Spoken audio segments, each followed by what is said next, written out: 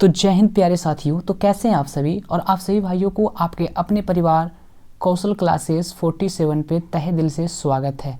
तो जितने भी मेरे भाई मेरे मित्र जुड़ेंगे उन सभी से एक छोटा सा रिक्वेस्ट है कि कम से कम वीडियो को आप सभी पूरा जरूर देखिएगा। पिछली कक्षा में मैंने आप सभी भाइयों को वर्ण विचार का पार्ट 1 बता रखा था, जिनमें स्वर्ण वर्ण के बारे में बताया गया था। ठीक है, तो आज का जो टॉपिक है वो आपका होने वाला है व्यंजन। क्या होने वाला है बाबू? व्यंजन, जो कि पार्ट 2 होने वाला है। और चीज़ों को केवल आप सभी भाइयों को समझना है और वाकई देखो मजा आने वाला है। तो सबसे पहला टॉपिक आपका ये कहता है कि व्यंजन आखिर होता क्या है। What is consonant? तो व्यंजन होता है कि व्यंजन उन वर्ण को कहते हैं जिनके उच्चारण में स्वर वर्ण की सहायता ली जाती है। व्यंजन उन वर्ण को कहते हैं जिनके उच्चारण में स्वर्ण वर्ण की सहायता ली जाती है। कैसे? तो देखिएगा किस प्रकार से। अगर जिस प्रकार से एग्जाम्पल के तौर पे लिखे तो क लिखा हुआ है। क्या लिखा हुआ है मेरे भाई? क लिखा हुआ है। अगर हम क बोलते हैं तो बताओ क जो है वो किस किस चीज़ से मिलकर बना हुआ है? इसका मतलब वो है आधा क, ठीक है, प्लस आ। अब देखो यहाँ पे फोकस कीजिएगा, जो यहाँ पे दे रखा है आ, ये है क्या? ये स्वर है। तो ये जो आपका व्यंजन बना, क्या बना ये बाबू? ये जो व्यंजन है वो किसकी सहायता से बोली गई है? स्वर की सहायता से बोली गई है, इसीलिए इसको हम लोग क्या कहते हैं? व्यंजन कहते हैं। चलिए तो आगे चलते हैं। बोलता है व्यंजन व्यंजनों की कुल संख्या जो होती है हिंदी में वो कितनी होती है? तो 33 होती है। व्यंजनों की कुल संख्या हिंदी में कितनी होती है? 33 होती है। याद रखिएगा इन सब चीज़ों को, एग्जाम में बहुत ही ज़्यादा इंपॉर्टेंट ये पूछता है कि व्यंजनों की कुल संख्या कितनी होती है? तो 33 होती है। ठीक है, और आगे बोलता है कि व्यंजनों के प्रकार, यानी व्यंजनों के प्रकार। तो व्यंजन मुख्यतः 3 प्रकार के होते हैं। व्यंजन मुख्यतः कितने प्रकार के होते हैं? 3 प्रकार के होता है। पहला आपका है स्पर्श व्यंजन, दूसरा आपका है अंतःस्थ व्यंजन, और तीसरा आपका है ऊष्म व्यंजन। तो पहला का नाम क्या है? स्पर्श व्यंजन। ठीक है, स्पर्श व्यंजन पहला का नाम है बाबू। तो चलिए इनके बारे में थोड़ा सा हम समझते हैं और बहुत ही ज़्यादा डीपली देखेंगे। बोला जाता है यहाँ पे कि स्पर्श का अर्थ होता है छूना। ठीक है, स्पर्श का अर्थ क्या होता है मेरे दोस्त? तो स्पर्श का अर्थ होता है छूना, किसी भी चीज़ को टच करना। तो यहाँ पे बोल रहा है कि जिन व्यंजनों का उच्चारण करते समय जीभ मुंह के किसी भी भाग, जैसे आपका कंठ हो जाएगा, तालु, मूर्धा, दांत अथवा ओठ को स्पर्श करती है, उन्हीं को हम लोग क्या कहते हैं मेरे भाई? तो उन्हीं को ना हम लोग स्पर्श व्यंजन के नाम से जानते हैं। किसके नाम से जानते हैं? स्पर्श व्यंजन के नाम से जानते हैं। और पॉइंट अगर पूछेगा आप सभी भाइयों से तो बताना है कि स्पर्श व्यंजनों की जो कुल संख्या होती है वो कितनी होती है? तो 25 होती है। स्पर्श व्यंजनों की कुल संख्या कितनी होती है? तो स्पर्श व्यंजनों की कुल संख्या जो है वो 25 यानी कि 25 होती है। अब स्पर्श व्यंजन होते कौन कौन है? अब तो पता चल गया कि स्पर्श व्यंजन की कुल संख्या जो 25 होती है, आखिर वो होती कौन कौन सी है? तो चलिए थोड़ा सा इनके बारे में भी समझ लें।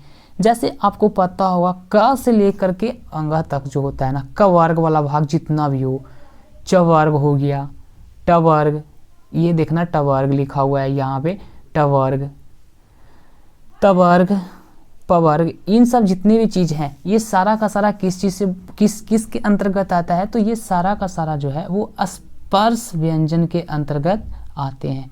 किसके अंतर्गत आते हैं बाबू?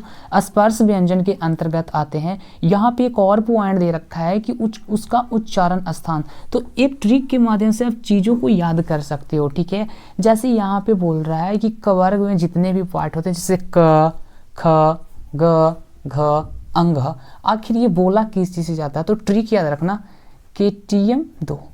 ट्रिक का क्या नाम है मेरे भाई? KT, देखो ध्यान से यहाँ पे, KTM2, KTM2। ये इसका मतलब ये ट्रिक हुआ कि जितने भी क वर्ग वाला है, यानी क से लेकर के अंग तक है, वो किस चीज़ से बोली जाती है? तो बिल्कुल कंठ से बोली जाती है। और च वर्ग वाले जितने भी भाग हैं वो सारा का सारा तालु से बोले जाते हैं।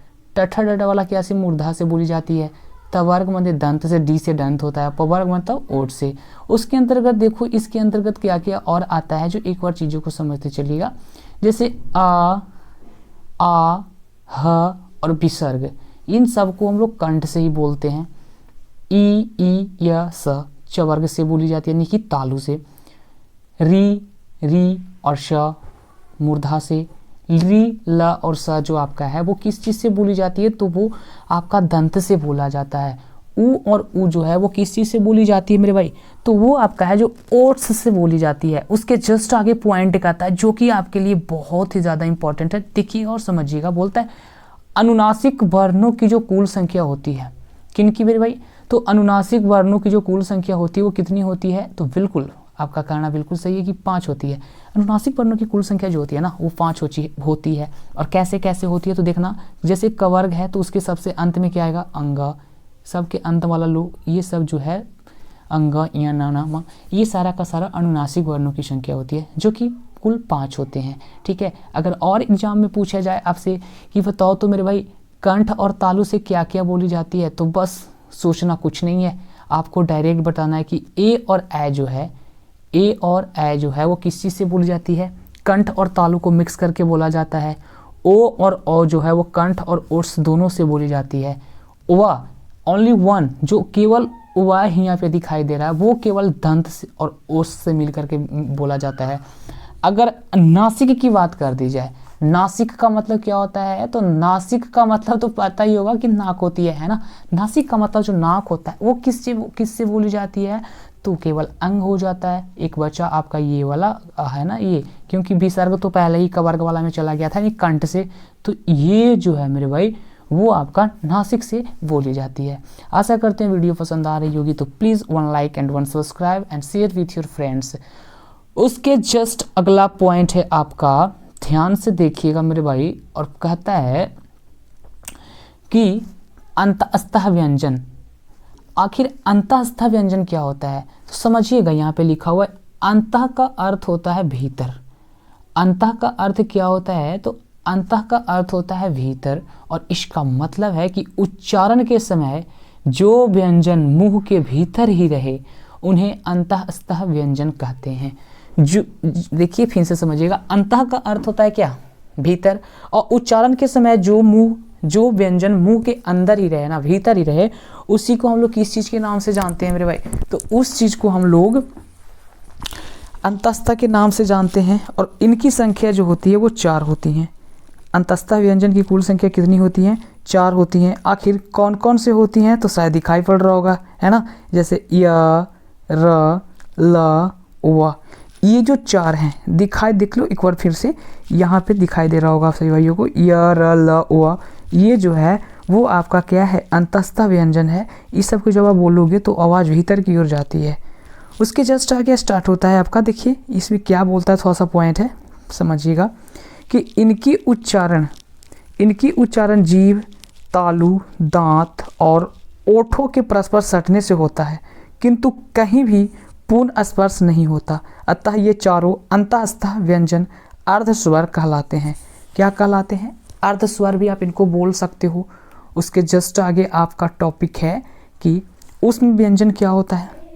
ऊष्म व्यंजन आखिर होता क्या है, तो समझिएगा ऊष्म व्यंजन के बारे में अगर बात किया जाए तो ऊष्म का अर्थ होता है गर्म। ऊष्म का अर्थ क्या होता है मेरे भाई, तो ऊष्म का अर्थ होता है गर्म। और बोला जाए कि जिन वर्णों के उच्चारण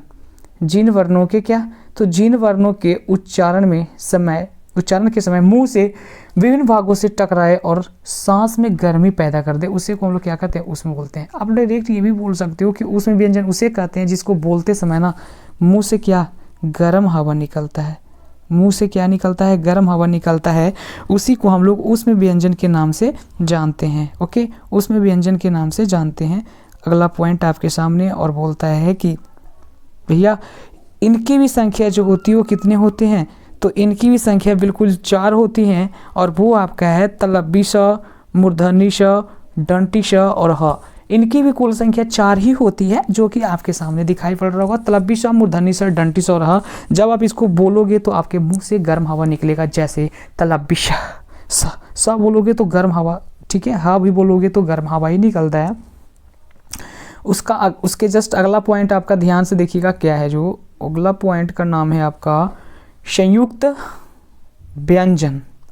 अब संयुक्त व्यंजन क्या होता है तो जो व्यंजन 2 या 2 से अधिक व्यंजनों के मेल से बनते हैं वे संयुक्त व्यंजन कहलाते हैं।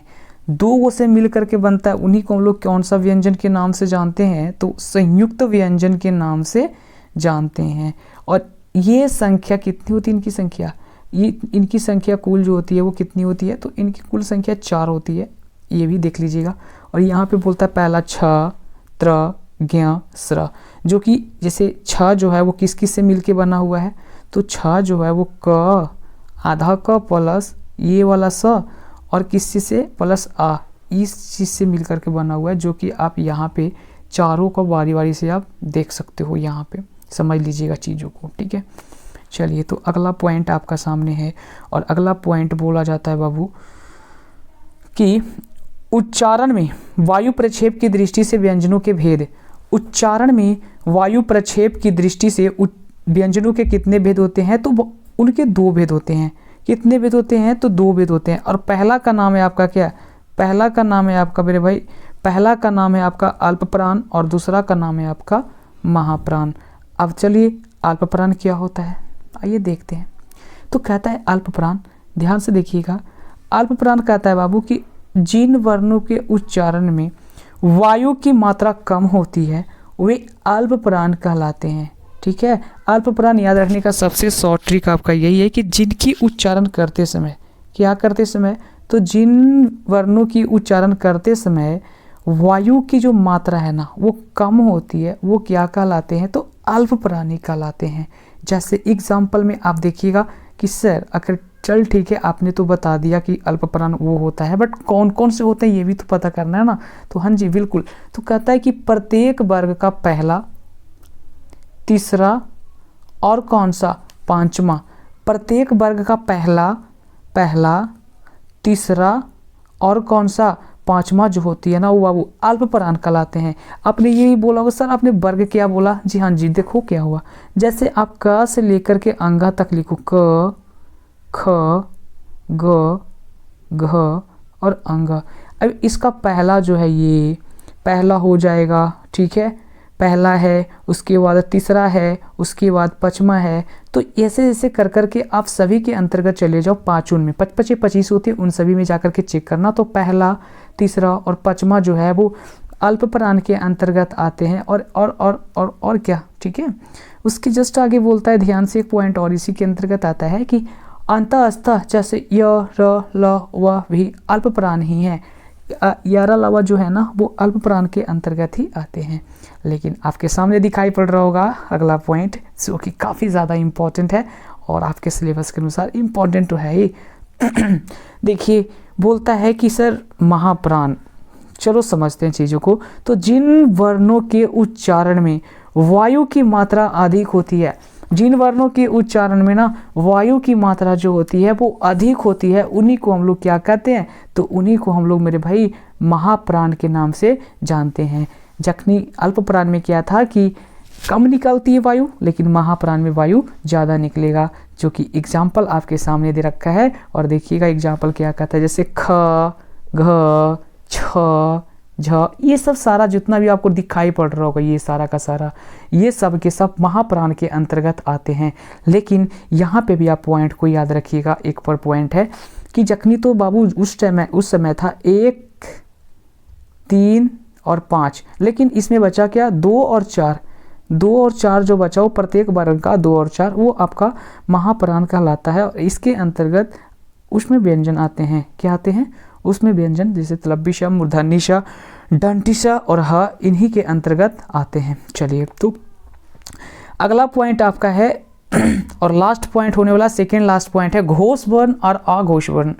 घोष और अघोष आखिर क्या होता है, तो देखिए घोष और अघोष याद करने का सबसे आसान और सबसे सरल तरीका आपके लिए यही रहने वाला है कि देखो, कहता है बाबू कि जैसे क दिखाई पड़ रहा होगा, यहाँ पे लिखा हुआ है क, च, ख, छ, ठ, ये सब लिखा हुआ है, जैसे तलबिशा, मूर्धन्यशा, दंतिशा, तो ये सब अघोष कहलाते हैं। यानी प्रत्येक वर्ग का, देखो पॉइंट है, प्रत्येक वर्ग का तीसरा, चौथा, तीसरा है, चौथा और पांचवा जो है वो क्या कहलाते हैं, अघोष कहलाते हैं। क्या अघोष कहलाते हैं, माफ कीजिएगा, अघोष कहलाते हैं और प्रत्येक वर्ण का तीसरा, चौथा और पांचवा जो है वो घोष वर्ण कहलाते हैं। इनके अंतर्गत जैसे य, र, ल, व और ह इन्हीं के अंतर्गत आते हैं। आशा करते हैं वीडियो पसंद आई होगी, तो please 1 like and 1 subscribe for me and share with your friends. तो अगले कक्षा में आपको इसी टॉपिक से रिलेटेड सारा का सारा ऑब्जेक्टिव्स करवाया जाएगा। तो एक बार आप सभी रिवीजन जरूर कर लीजिएगा और अगर पसंद आया होगा तो एक subscribe. Thank you all of the guys.